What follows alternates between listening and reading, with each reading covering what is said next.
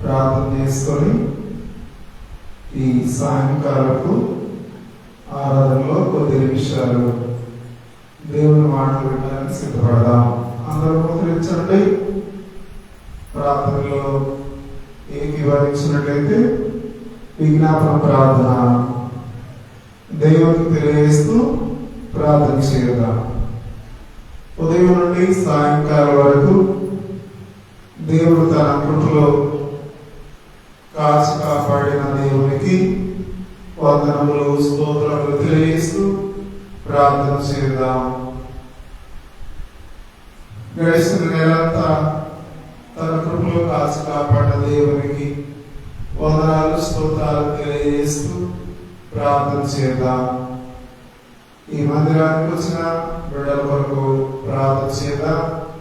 కొండయ్య గారి కుటుంబం కొరకు మనము ప్రార్థన చేద్దాం. గాయత్రి ఆరోగ్యం కొరకు ప్రార్థన చేద్దాం.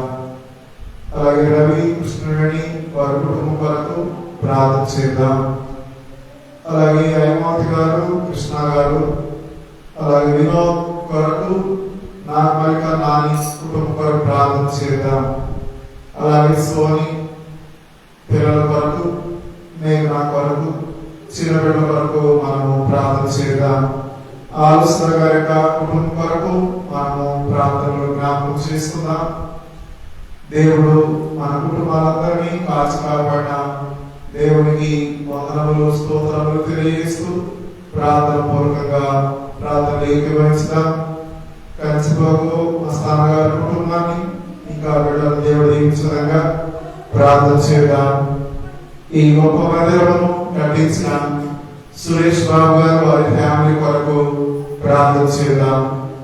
అలాగే ఉదయం నుండి సాయంకాలం వరకు పనికి వెళుతున్న బిడ్డలకు ఆటోలో భద్రత, దేవుని కాపుదల అనుగ్రహించడంగా దేవుని సహాయం కొరకు ప్రార్థన చేద్దాం. మహోన్నతుడా పరిశుద్ధుడా మా యేసయ్య మీకు వందనాలు. ఉదయం నుండి సాయంకాలం వరకు కోడి తన బిడ్డలను ఎలా కాచి కాపాడుతుందో అలాంటి కాపుదల మా మీ యొక్క సంఘముపై బిడ్డలపై ఉంచారు. మీకే స్తోత్రాలు. మరొక బుధవారం రోజున మీ మందిరంలో కూడి ప్రార్థించడానికి ఆరాధన చేయడానికి మీరు మాకు ఇచ్చిన అద్భుతమైన సమయంకి స్తోత్రాలు. వచ్చిన బిడ్డలను దీవించండి. వ్యక్తిగతంగా ప్రార్థనలను కోరిన బిడ్డల కొరకు ప్రార్థన చేసిన గాయత్రి ఆరోగ్యం కొరకు ప్రార్థన చేసిన పండుగ గారి కుటుంబం కొరకు ప్రార్థన చేసిన మస్తాన్ గారి కుటుంబం కొరకు ప్రార్థన చేసిన అలాగే హనుమతి గారి కుటుంబం కొరకు ప్రార్థన చేసిన అలాగే కృష్ణవేణి రవి కొరకు ప్రార్థన చేసిన బిడ్డలు దీవించండి. అలాగే శ్రావణి కుటుంబం కొరకు బిడ్డల కొరకు ప్రార్థన చేసిన తండ్రి చిన్న బిడ్డల కొరకు సోని కొరకు చిన్న బిడ్డల కొరకు మేడ కొరకు అలాగే చిన్న బిడ్డలు ప్రార్థన చేసిన అందరినీ మీరు దీవించండి, సహాయం చేయండి. ఇంకా రాలేక మీరు పడిన బిడ్డలు మరొక వారమైన సరే మీ మందిరంలోనికి రావడానికి సహాయం చేసిన స్తోత్రాలు. ఆశ్చర్యకరుడా మీకు వందనాలు. అద్భుతములు చేసి దేవా మీకే కృతజ్ఞతాస్తుతులు చెల్లిస్తున్నాం. నా మందిరంలో మీ మందిరంలో ఒక దినము గడుపుట 1000 దినముల కంటే శ్రేష్టమన్నారు. మందిరంలో చేయబడి ప్రతి ప్రార్థన మీరు అంగీకరిస్తున్నందుకు స్తోత్రాలు. నా పేరు పెట్టబడిన జనులు తాము తాము తగ్గించుకొని దేవుని సన్నిధికి వచ్చి ప్రార్థన చేసిన వారి ప్రార్థన ఆలకించి వారి దేశం స్వస్థపరుస్తుందని మీరు ఇచ్చిన వాగ్దానంకే స్తోత్రాలు. పగలంతా మీ కాపుదల దయచేశారు. మరొకసారి మీ మందిరంలో కొద్ది నిమిషాలు మీ మాటలు వినడానికి, మిమ్మల్ని గురించి పాడటానికి, మీ సన్నిధిలో ప్రార్థన చేయడానికి, మీ వాక్కులు వినడానికి, ధ్యానం చేయడానికి ఇచ్చిన సమయంకి స్తోత్రాలు. సంఘంలో ఉన్న పెద్దలను దీవించండి, సంఘంలో ఉన్న యవన బిడ్డలను దీవించండి, సంఘంలో ఉన్న స్త్రీలను పురుషులను దీవించండి.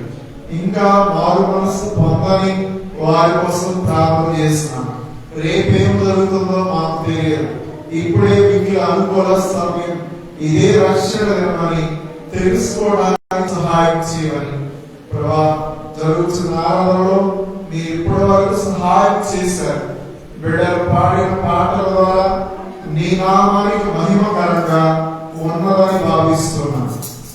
ఉన్న సమయాన్ని వాక్య ధ్యానములు వెళుతుండగా తోడుగుడి సహాయం దయచేయమని యేసయ్య పరిశుద్ధమైన నామమున అడిగి వేడుకొనుచున్నాం తండ్రి.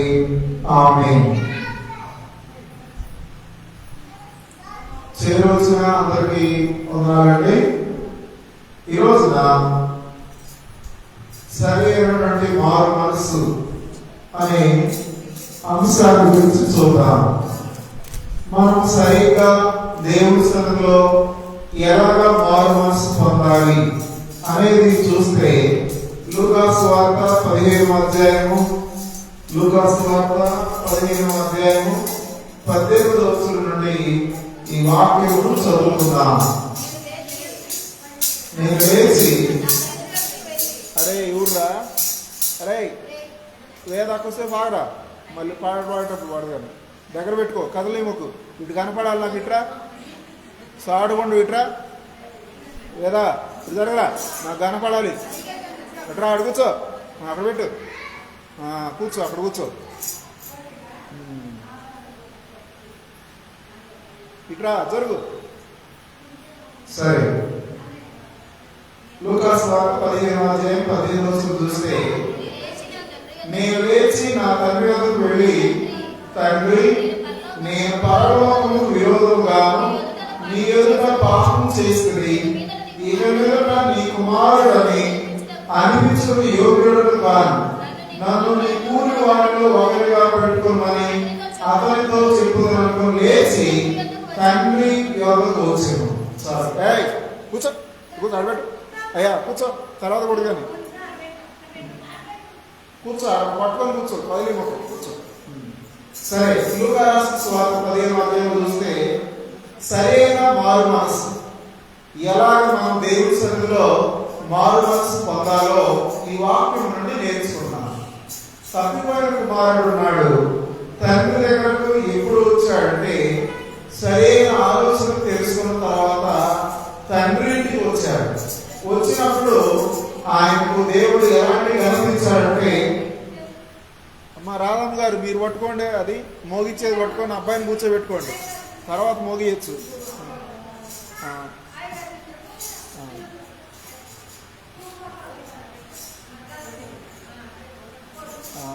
సరే కూర్చో. నన్ను వద్దన్నారు, ఆయన మోగెత్తనారు వచ్చింది, అర్థమైందా? సరే మంచిది. నేను తండ్రి వద్దకు వెళ్ళి పరలోకం విరోధంగా నేను ఇలా చేశానని పశ్చాత్తాపం పడుతున్నాను. సరైన మారు మనసు ఎప్పుడు వచ్చింది ఆ కుమారుడు కంటే? తండ్రి వద్దకు వెళ్ళాలి, తండ్రి ప్రేమను పొందుకోవాలి అని ఒక మంచి ఆలోచన చేశారు. ఎవరైనా చెప్పారంటే ఎవరు చెప్పలేదు, కానీ నేను తండ్రి ఇంటికి వెళ్ళాలి అని అనుకున్నాడు. 20వ వచనం చూడండి. వాడు ఇంకా దూరంగా ఉన్నప్పుడు తండ్రి వారిని చూసి కనికరం పడి పరిగెత్తు వారి మెడ మీద పడి ముద్దు పెట్టుకున్నాను. చూడండి, తప్పిపోయిన కుమారుడు తండ్రి ఇంటికి వచ్చినప్పుడు ఎంత గౌరవిస్తున్నాడో చూడండి. కనికరపడే దేవుడు మన దేవుడు. మన దేవుడు ఎంత పాపినైనా క్షమించే దేవుడు మన దేవుడు. ఎంత పరిస్థితిలో ఉన్నా సరే దేవుడి దగ్గరికి తిరిగి వచ్చినప్పుడు ఎన్నో మేలులు దేవుడు చేస్తాడు. ఇక్కడ బైబిల్ గ్రంథం చూస్తే అలాగే ఇక్కడ ఈ కుమారుడు తండ్రి ఇంటికి వచ్చినప్పుడు ఎంత సంతోషం కలిగిందో చూడండి. బైబిల్ 26వ వచనం చూడండి. దాసుల్లో ఒకడు పిలిచి ఇది ఏమిటని అడగగా ఆ దాసుడు అతనితో నీ తమ్ముడు వచ్చి ఉన్నాడు, అతడు తన సురక్షితంగా వచ్చినందున నీ తండ్రి క్రొమ్మిన దూడలు వధించును అని చూడండి. ఆ ఇంటికి వచ్చినప్పుడు తండ్రి ఇల్లంతా కూడా మారిపోయింది. కుమారుడు చిన్న కుమారుడు తప్పిపోయి తిరిగి వచ్చాడు కనుక ఆ ఇల్లు వాతావరణం మారిపోయింది. సంతోషంగా ఆనందంతో ఉన్నది. తండ్రి అంటున్నాడు కదా, ఈ కుమారుడు చనిపోయి మరలా దొరికాడు అని అంటున్నాడు. చూడండి 31వ వచనం చూడండి. అందుకు అతడు కుమారుడా నీవెల్లప్పుడు నాతో కూడా ఉన్నావు, నావన్నీ నీవే, మనం సంతోషపడి ఆనందించడం ఎక్కువే. ఈ నీ తమ్ముడు చనిపోయి తిరిగి బ్రతుకును, తప్పిపోయి దొరికను అని. చూడండి ఇక్కడ వాక్యాలు చూస్తే సరైన మారు మనసు ఎప్పుడు కలుగుతుందంటే దేవుడు ఒక వ్యక్తితో మాట్లాడినప్పుడు, అతనిలో ఒక పరివర్తన కలిగినప్పుడు, దేవుని ఇంటికి నేను వెళ్ళాలి లేదా దేవుని సన్నిధికి నేను వెళ్ళాలి అనే ఆలోచనతో ఆ కుమారుడు వచ్చాడు. జరిగింది ఏంటంటే సరైన మారు మనసు పొందాడు. ఇక్కడ అలాగే ఈ కుమారుడు ఎలా మారు మనసు పొందాడో అలాగే దేవుని బిడ్డలందరూ కూడా దేవుని దగ్గరికి రావాలని కోరుతున్నాడు. 2వ పేతురు పత్రిక చూడండి 3వ అధ్యాయం 9వ వచనం చూడమ్మా. 2వ పేతురు కొందరు ఆలస్యమని ఎంచుకున్నట్లు ఆలస్యం చేయవాడు కాదు కానీ అందరూ మారు మనసు పొందాలని కోరుచు నీ ఎడల దీర్ఘ శాంతం గలవాడే ఉన్నాడు. చూడండి, ఏ ఒక్కరూ నశించడా దేవుడికి ఇష్టం కాదు, అందరూ రక్షింపబడాలని దేవుడు చూస్తున్నాడు. ఒక్క పాపి కూడా నరకంలో వెళ్ళడం దేవుడికి ఇష్టం లేదు. ఇక్కడ దేవుడు మన పట్ల ఇక్కడ ఏమని మారు మనసు పొందాలని కోరుతున్నా అంటే అందరూ మారు మనసు పొందాలి. అందరూ దేవుని బిడ్డలుగా మారాలి. అందరూ దేవుని సన్నిధిలో మారు మనసు గురించిన పశ్చాత్తాపం గురించిన మారు మనసు గురించిన బాప్తిసం పొందాలని దేవుడు కోరుతున్నాడు. మారు మనసు పొందాలని ఒక ఆజ్ఞ కూడా ఇస్తున్నాడు. ఏమిటా ఆజ్ఞ అంటే అపోస్తలుల కార్యములు 17వ అధ్యాయము 30వ వచనం చూడమ్మా. అపోస్తలుల కార్యములు ఆజ్ఞాకాలమున దేవుడు చూసి చూడనట్టుగా ఉండెను. ఇప్పుడైతే అంతటను అందరూ మారు మనసు పొందాలని మనుషులకు ఆజ్ఞాపిస్తున్నాడు. చూడండి, ఆ అజ్ఞాన కాలం అంటే పాత నిబంధన కాలము లేదా తెలిసి తెలియని కాలంలో దేవుడు చూసి చూడనట్టు వదిలాడు. ఈ రోజైతే మనం ఏం చేయాలంటే అందరూ అంతటా మారు మనసు పొందాలని కోరుతున్నాడు. ఇది ఒక ఆజ్ఞగా చెప్పాడు. ఆజ్ఞ అంటే ఖచ్చితంగా మనం చేయాల్సిన పని. ఇంకా బైబిల్ గ్రంథంలో చూస్తే ఎవరు పిలుస్తున్నాడు దేవుడు మారు మనసు పొందడానికి అంటే పాపులను పిలుస్తున్నాడు దేవుడు. లూకా రాసిన సువార్త 5వ అధ్యాయము 32వ వచనం చూడండి. 5వ అధ్యాయము 32 చదవమా. మిమ్మల్ని ప్రేమించేవారిని మీరు ప్రేమించినట్లా మీకేమి మెప్పు కలుగును. పాపులను తమను ప్రేమించేవారిని ప్రేమించరు కదా చాలండి. వాక్యంలో చూస్తే మారు మనసు పొందాలని ఎవరు పిలుస్తున్నాడు దేవుడు అంటే 5వ అధ్యాయము 32వ వచనం చూస్తే చదవమ్మా. మారు మనసు పొందుటకై, నువ్వు 5వ అధ్యాయం 32 చదవమ్మా. మారు మనసు పొందుటకై నేను లూకా 5:32 పాపులను పిలవచ్చుని గాని నీతిమంతులను పిలవరాలేదని వారితో చెప్పాను. ఎవరు పిలుస్తున్నాడు దేవుడు అంటే నశించిపోతున్న వారిని, పాప స్థితిలో ఉన్న వారిని, దేవుడికి దూరంగా ఉన్న వారిని దేవుడి సన్నిధిలో నడిపించాలనే ఉద్దేశంతో దేవుడు మారు మనసు పొందాలని పిలుస్తున్నాడు దేవుడు. ఇంకా వాక్యంలో చూసినట్లయితే మనము మారు మనసు పొందాలంటే ఏం చేయాలంటే మనలో ఉన్నటువంటి నిర్జీవ క్రియలు, చెడ్డ క్రియలను వదిలివేసుకొని దేవుని యొక్క మార్గంలో నడవాలి. చూడండి, హెబ్రీ పత్రిక 6వ అధ్యాయము, హెబ్రీలకు రాసిన పత్రిక 6వ అధ్యాయము 1వ వచనం. కాబట్టి నిర్జీవ క్రియలు విడిచి మారు మనసు పొందుటయు దేవుని యొక్క విశ్వాసము బాప్తిసము కూర్చున్న బోధయు హస్త నిక్షేపణను మృతుల పునరుద్ధారమును నిత్యమైన తీర్పును అను పునాది మరలవేక క్రీస్తును కూర్చిన మూలోపదేశం మాని సంపూర్ణ సాగిపోదు. చూడండి, మనం ఏం చేయాలంటే నిర్జీవ క్రియలను విడిచిపెట్టి దేవుడు చెప్పినట్లుగా మనం చేసే విధంగా ఉండాలని కోరుతున్నాడు దేవుడు. ఇంకా బైబిల్ గ్రంథం చూస్తే మనము మారు మనసు పొందాలంటే దేవుడి చిత్తానుసారమైన దుఃఖం, మనం ఎన్నోసార్లు దుఃఖపడుతుంటాం. ఆ దుఃఖము దేవుడి చిత్తానుసారమైన దుఃఖము మారు మనసు కలిగిస్తుంది. చూడండి, 2వ కొరింథీ పత్రిక 7వ అధ్యాయము, 2వ కొరింథీ పత్రిక 7వ అధ్యాయము 9వ వచనం 10వ వచనం చదవమా. మీరు దుఃఖపడితే సంతోషించడం లేదు కానీ మీరు దుఃఖపడి మారు మనసు పొందితులని ఇప్పుడు సంతోషించున్నాను. ఏలైనగా ఏ విషయంలో అయినా మా వలన మీరు నష్టం పొందకుండాకై దైవ చిత్తానుసారంగా దుఃఖపడుతుంది. దైవ చిత్తానుసారమైన దుఃఖము రక్షణార్థమైన మారు మనసులో కలుగజేయను. ఈ మారు మనసు దుఃఖమును పుట్టించదు. చూడండి, ఎన్నోసార్లు మనం కన్నీరు కాలుస్తాం, దుఃఖపడతాం. అలాంటి దుఃఖం అనేది ఎలా దేవుడు మనలను దేవుడి మార్గంలో నడిపించడానికి కలిగిస్తాడంటే దేవుడి చిత్తానుసారమైన దుఃఖము మారు మనసు కలిగిస్తుంది. అంటే మనం ఎన్నోసార్లు దేవుడు వాక్యం వింటున్నప్పుడు లేదా ప్రార్థన చేసినప్పుడు, కన్నీటి ప్రార్థన చేసినప్పుడు దుఃఖం వస్తుంది. ఆ దుఃఖం అనేది కనుక ఆ మారు మనసు పొందాలని దేవుడు కోరుతున్నాడు. ఇంకా వాక్యం చూస్తే మారు మనసు పొందలకే ఎలాగ దేవుడు మనల్ని పిలుస్తున్నాడు? మారు మనసు పొందడానికి మనం ఏం చేయాలంటే పాప క్షమాపణ పొందాలి. అపోస్తలుల కార్యముల గ్రంథం 2వ అధ్యాయము, అపోస్తలుల కార్యములు 2వ అధ్యాయము 38వ వచనం.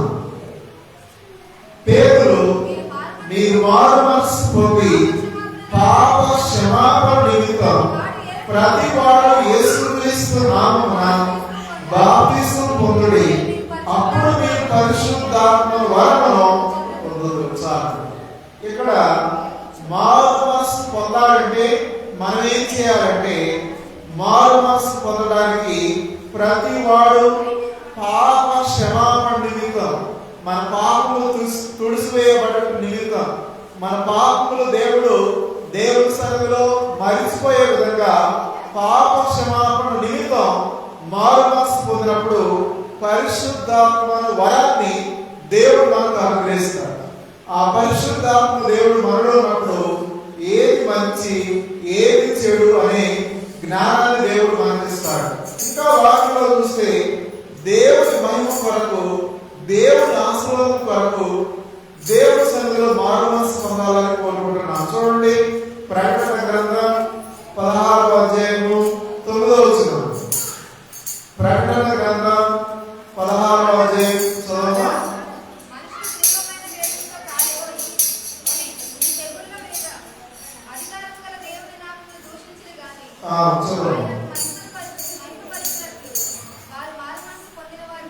చాలు కాగా తీవ్రమైన వేడితో కాలిపోయి ఈ దేవుడి మీద అధికారం గల దేవుడి నామమును దూషించింది, కానీ ఆయనను మహిమపరిచినట్లు వారు మారు మనసు పొందిన వారు కాదు. చూడండి, మారు మనసు పొందాలంటే దేవుడి వైపు తిరగాలి.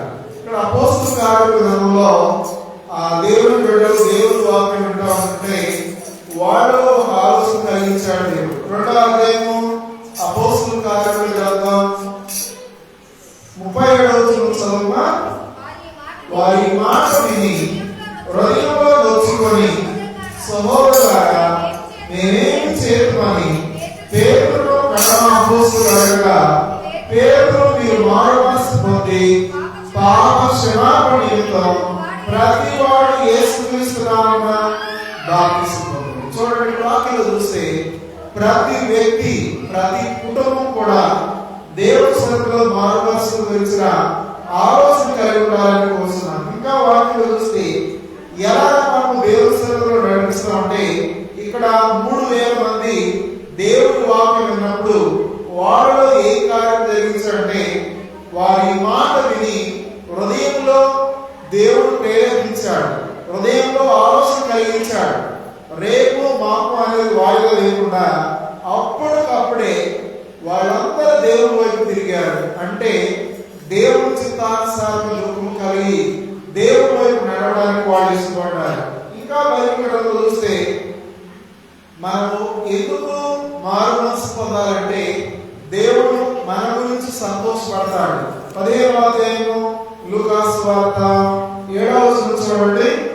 అటువలే మారు మనసు అక్కర్లేని 99 నీతిమంతుల విషయమై కలుగు సంతోషం కంటే మారు మనసు పొందు ఒక్క పాపి విషయమై పరలోకమందు ఎక్కువ సంతోషం కలుగును. చూడండి, మన దేవుడి సన్నిధిలో ఎక్కువ సంతోషంగా ఆనందించాలంటే, పరలోక రాజ్యంలో నీవు నేను మనమందరం ఉండాలంటే ఒక్క పాపి 100 మందిలో ఒక వ్యక్తి మారు మనసు పొంది దేవుడి వైపు తిరిగితే చాలు, దేవుడి వైపు మళ్ళీ చాలు. మనం దేవుడి సన్నిధిలో పరలోక రాజ్యంలో మనము సంతోషాన్ని పొందుతామని వాక్యంలో దేవుడు మాట్లాడుతున్నాడు. ఇంకా బైబిల్ గ్రంథం చూస్తే మనం నశించిపోకుండా ఉండాలంటే మారు మనసు గురించి ఆలోచన కలిగి ఉండాలని దేవుడు కోరుతున్నాడు. లూకా సువార్త 10వ అధ్యాయము 3వ వచనం చూడండి. కారణం మీతో చెబుతున్నాను, మీరు మారు మనసు పొందని యెడల మీరందరూ అలాగే నశింతురు. మరియు శిలోయంలోని గోపురం పడి చాలు. బైబిల్ గ్రంథం చూస్తే మారు మనసు గురించిన ఒక హెచ్చరిక దేవుడు తెలియజేస్తున్నాడు. మనం దేవుని సన్నిధిలో మార్పు చెంది దేవుని వైపు తిరిగి దేవుని యొక్క బిడ్డలుగా మార్చబడినప్పుడు దేవుడు సంతోషపడతాడు. అందుకని 11వ అధ్యాయంలో ఒక అవకాశం ఇస్తున్నాడు దేవుడు. 11వ అధ్యాయము 7వ వచనం చూడండి. గనుక అతడు ఇదిగో 3 ఏళ్ల నుండి నేను అంజూరపు చెట్టును పంటను వెదురుచు వచ్చినాను కానీ ఏమీ దొరకలేదు. దీన్ని నరికివేయమని, దీని వలన ఈ భూమి ఎలా వ్యర్థమైపోవాలని ద్రాక్ష తోట మాతో చెప్పిన. అయితే వాడయ్యా, నేను దాని చుట్టూ త్రవ్వి ఎరువులు వేయబడగా ఈ సంవత్సరం కూడా ఉండలేము. అది ఫలించినా సరే లేక చాలు. దేవుడు ఈ అవకాశం ఇస్తున్నాడు. ఎవరైతే మారు పొందట్లేదో ఈ సంవత్సరమైనా సరే ఉండలేము అని తోట మాలితో యజమాని కోరుకుంటున్నాడు. ఇలా కోరుకున్నప్పుడు దేవుడు ఏం చేశాడంటే ఇంకొక సంవత్సరం అవకాశం ఇచ్చాడు. ఆ అవకాశం ఇచ్చినప్పుడు ఫలించింది. ఫలించడం వలన మారు మనసు పొందడం వలన ఎవరు సంతోషపడతారంటే పరలోకంలో దేవుడు దూతలు సంతోషపడతారు.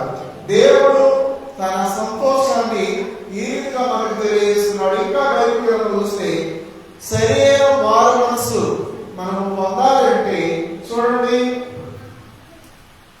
నీతి క్రియలు చేసేవారు ఉండాలి. లూకా రాసిన సువార్త 3వ అధ్యాయము 8వ వచనం చూడండి.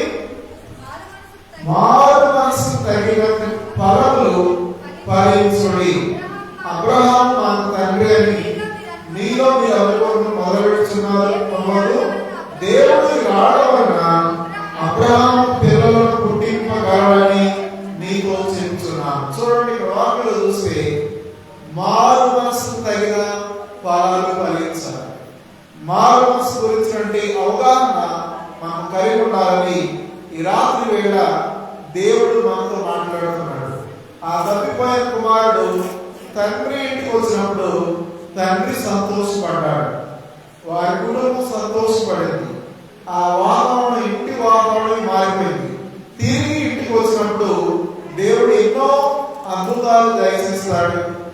మారు మనసు పొంది తండ్రి ఇంటికి అంటే పరలోకము గొప్ప ఇంటికి వచ్చినప్పుడు మన తండ్రి దేవుడు కూడా సంతోషపడతాడు. ఆ విధంగా మారు మనసు పొంది దేవుడి వైపు తిరగడానికి పరిశుద్ధాత్మ దేవుడు సహాయం చేయగలక ప్రార్థన చేద్దాం. మోకరించండి, కళ్ళు మూసుకోండి. మహోన్నతుడా, పరిశుద్ధుడా మా యేసయ్య మీకు వందనాలు. మరోసారి పాద సన్నిధిలో ఈ రీతిగా చేరి మీ నామం పేరిట కృతజ్ఞతాస్తుతులు చెల్లించే భాగ్యం మాకు ఇచ్చారు. మీకు స్తోత్రాలు. మీ మందిరానికి వచ్చిన బిడ్డల కొరకు ప్రార్థన చేస్తున్నాం. ఎంతో ఆసక్తితో వచ్చారు తండ్రి, వారికి ఉన్న ఆసక్తి కొరకు ప్రార్థన చేస్తున్నాం. కుటుంబాల వారిగా మీ చిత్తమైతే నడిపించబడడానికి సహాయం చేస్తున్నందుకు స్తోత్రాలు. బలహీన స్థితిలో ఉన్న బిడ్డలను బలపరచండి.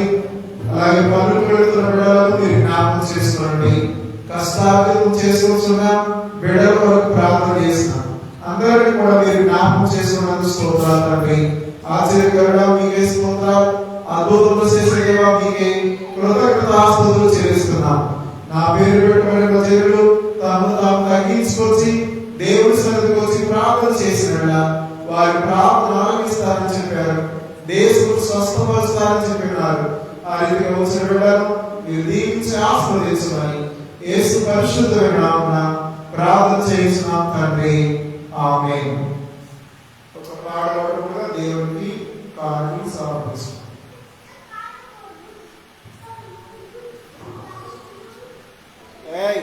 బాయ్, కూర్చో కూర్చో, లేకపోతే కూర్చో, కదలమొక్కు. రామ్మా పిల్లలు ఇటు రండి రా, ఒకళ్ళు తీసుకెళ్ళి స్లో పట్టుకో.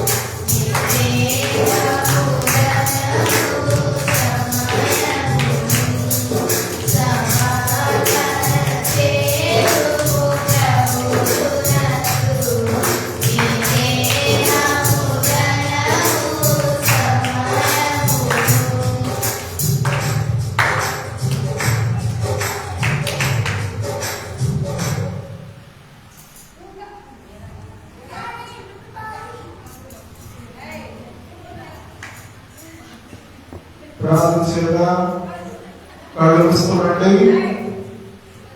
పిల్లలు కూర్చోండి రా, కూర్చో. పరిశుద్ధ ప్రేమ తండ్రి నీకే స్తోత్రాలు. నీ నామ పేరిట ఎత్తబడిన కానుకల కొరకు ప్రార్థన చేస్తున్నాం. ఉదయం నుండి సాయంకాలం వరకు ఎంతో కష్టపడి పనిచేసినా సరే నీ మందిరంలో ఒక్క దినము గడపాలని నీ మందిరంలోకి వచ్చిన బిడ్డలను దీవించండి. వారి వ్యక్తిగత అవసరాల కొరకు ప్రార్థన చేస్తున్నాం. కుటుంబాల వరకు ఉచితమైనది నడిపించుకోవడానికి సహాయం చేసిన స్తోత్రాలు. ఈ మందిరం కట్టించిన సురేష్ బాబు గారు వారి ఫ్యామిలీ కూడా ప్రార్థన చేస్తున్నాం. మాధవరావుగా నూతనమైన గృహం కొరకు ప్రార్థన చేస్తున్నాం. త్వరలో పూర్తి చేసుకోవాలని ఆలోచన కలిగి ఉండగా అవసరాలు తీరుస్తున్న స్తోత్రాలు. కొండయ్య గారి కుటుంబం కొరకు ప్రార్థన చేస్తున్నాం. రవి వారి కుటుంబం కొరకు, కృష్ణవేణి కొరకు ప్రార్థన చేస్తున్నాం. అయ్యమాత గారి కుటుంబం కొరకు ప్రార్థన చేస్తున్నాం. కుమార్తెను దీవించండి. సరిగా కొరకు ప్రార్థన చేసిన సహాయం చేయండి.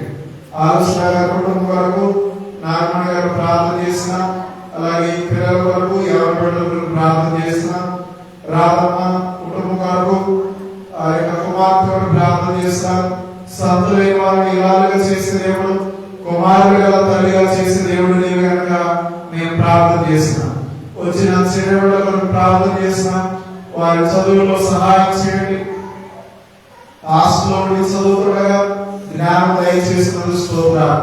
ఈ మందిరంలో ఈ రీతిగా చేరి కొద్ది నిమిషాలు ఈ మందిరంలో ప్రార్థనలు పాల్గొన్నారు తండ్రి. వారి యొక్క ఆసక్తికై ప్రార్థన చేస్తున్నాం. వారి ఆసక్తిని దీవించండి.